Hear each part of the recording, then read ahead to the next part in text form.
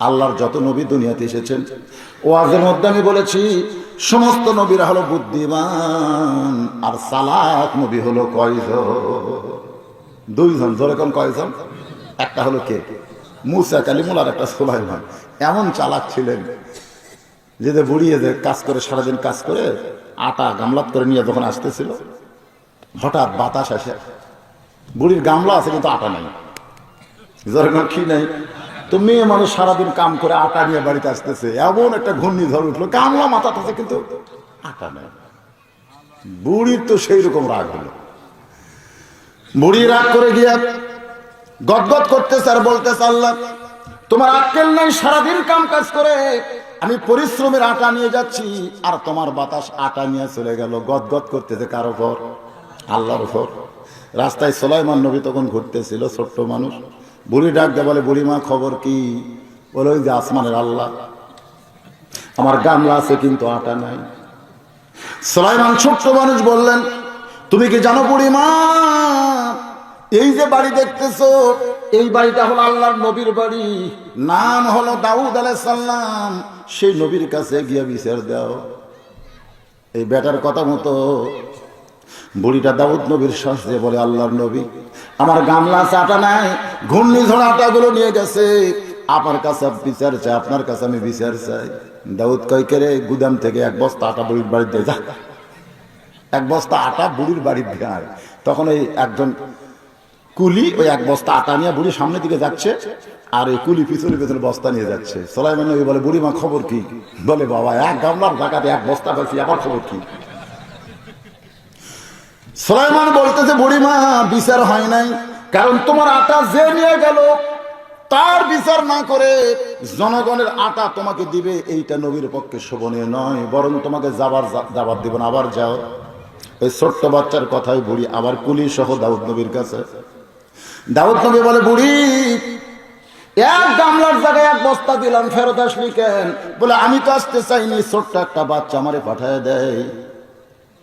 দাউদ বুঝতে পারলেন এই বাচ্চা কেউ না, আমার সুলাইমান। জোরে কান সুবহানাল্লাহ।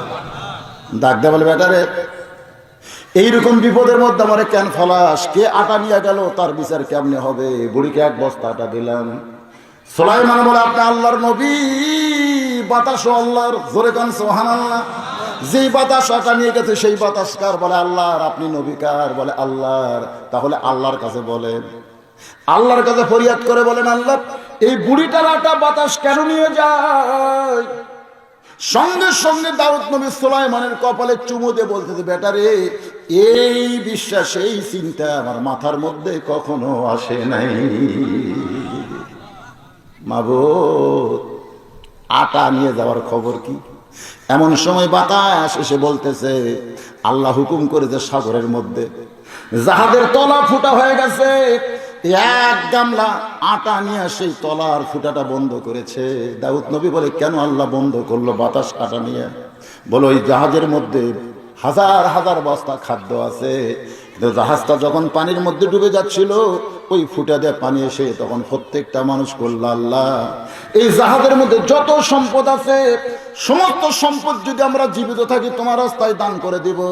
আর সদগাতু তারুদ্দুল বালা, যখন কেউ সদগা করবার চায় তখন সঙ্গে সঙ্গে আল্লাহ তার বালাকে দূর করার জন্য ওই আটা নিয়ে পিছন দিকে ওই যে আমরা বলি পানির মধ্যে যিনি থাকে খিদির আলাইহিস সালাম, ওইটা লাগাই দিছে, যার কারণে এখন জাহাজ কিনারায় ভিড়তেছে।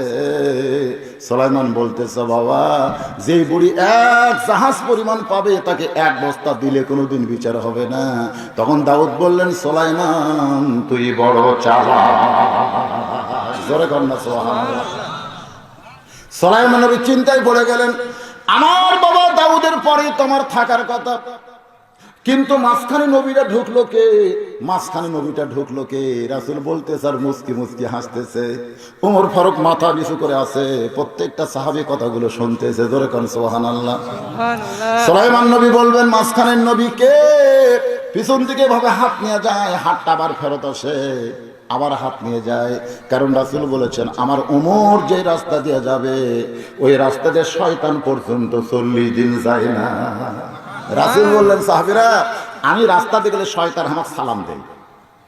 আমাকে দেখে আসসালামু আলাইকুম হুজুর, আমি তো ওয়ালাইকুম আসসালাম, দৌড়ে আসকে বলে হুজুরের দিকে যাওয়ার চাচ্ছিলাম, কিন্তু ওই যে দেখেন আপনার সাহাবী উমর আসতে দেখে আমি রাস্তা পরিবর্তন করছি।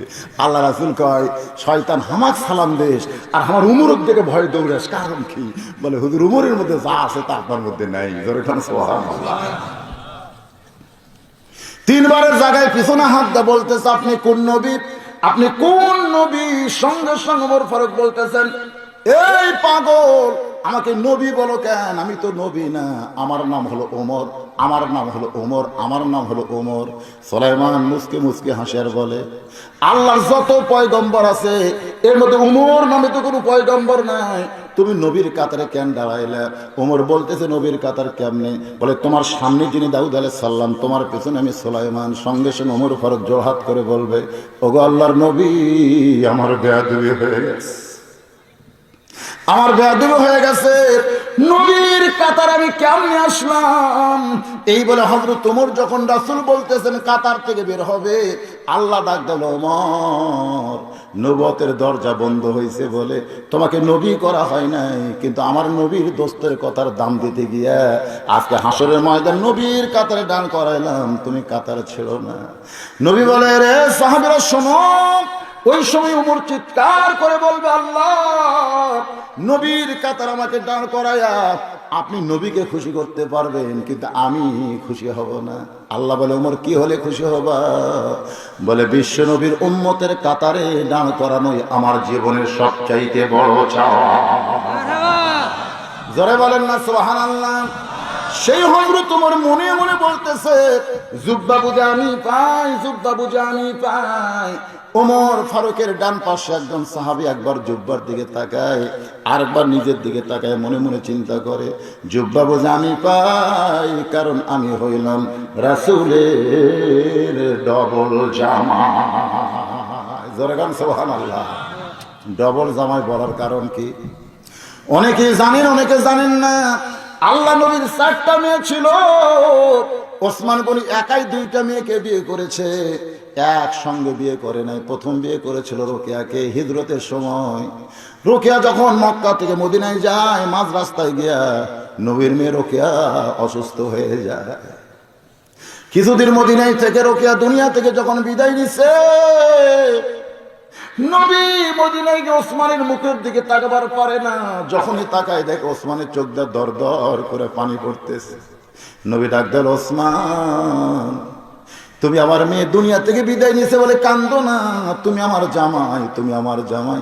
আমার আর একটা মেয়ে কুলসুমাকে তোমার সঙ্গে বিয়ে দিবার চাই। এই কুলসুমাকে যখন ওসমান গনির সঙ্গে বিয়ে দেওয়া হলো, এমন সময় আল্লাহর নবী বললেন আল ওসমান জিন্নুরাই, আমার ওসমান হলো 2টা নূরের অধিকারী। এখান থেকেই অনেক ভণ্ড যুক্তি নেই, এখান থেকে অনেক ভণ্ড যুক্তি নেই। ওসমান যদি নবীর মেয়েকে বিয়ে করে 2টা নূরের অধিকারী হয়, মেয়েরা যদি 2 নর হয়, তাহলে নবী কোনোদিন মাটির হবার পারে না, নবীও নূরের তৈরি। ধরে কোন কথা ঠিক কি না? একজন আমাকে বলছে ওসমান জিন্নুরাইন কেমনে হলো?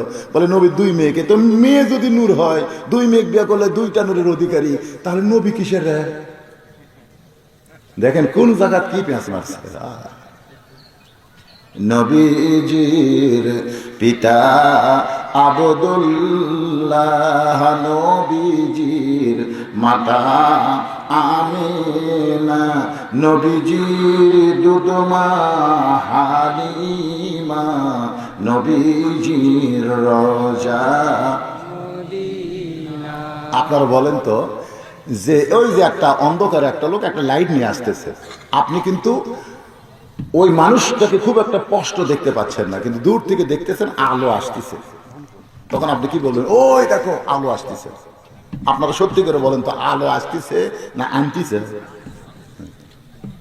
বোঝা লাগবে। এখন যদি বলে ওটাই আলো, ওটাই আলো, না, আলোটা কে আনতেছে আগে দেখো তো। যখন এসে খাড়া হলো তখন দেখলো না রে, আলো নিজে আসেনি, একজন নিয়ে আইছে। এখন আপনারা বলেন তো আপনি আলোর দাম বেশি দিবেন না যিনি আলো নিয়ে আইছে তার দাম বেশি দিবেন? হ্যাঁ, তার দাম বেশি। আমাদের নবী নূর না, আমাদের নবী হলো নূর বহনকারী। সুবহানাল্লাহ। নূর এটা কি? কোরআনের এক নাম নূর, জানেন আপনারা? এই কোরআনের এক নাম নূর, সেজন্য বলা হয়েছে সিরাজাম মুনীরা।